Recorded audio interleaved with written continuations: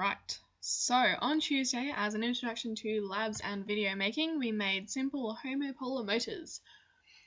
We used a brass screw, or a metal screw of some sort, a small circular prism magnet, insulated wire, and a AA 1.5 volt battery.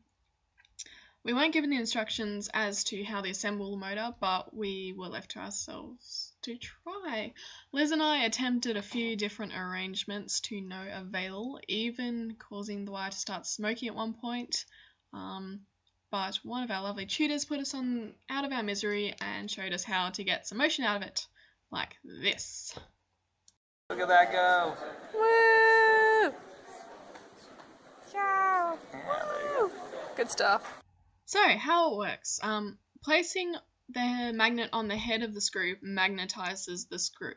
This means that the screw itself becomes a magnet while the magnet is attached. Firstly, we need to understand how a magnet works, which is very basically because atoms have magnetic fields themselves because of their electron movements.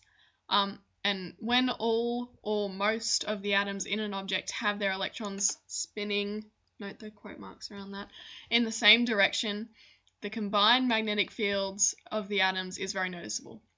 So think of lots of people pulling a rope in different directions at different times, which is not very effective, as opposed to lots of people pulling a rope in the same direction at the same time. So that's kind of how electron movement affects magnets. Magnets have a north and a south, so they have direction. When a magnet is applied to another metal substance, such as a screw, the electrons in the screw will be compelled to line up with that magnetic field's direction. This works in metals because metallic bonding allows the electrons flexibility, which you don't find in ion bonding and things like that. So now we have a magnet with an end with a very small surface area, which is like the screw point. The magnetic field is strong enough to support the weight of the magnet and the screw if hung off something such as a battery, which is convenient, right?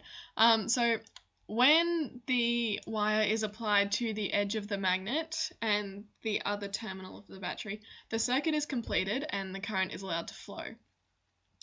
So now, because of Lorentz force, which I look forward to understanding more about later, when a current enters a magnetic field perpendicularly, a magic physics thing happens, and the current itself experiences an external kind of force.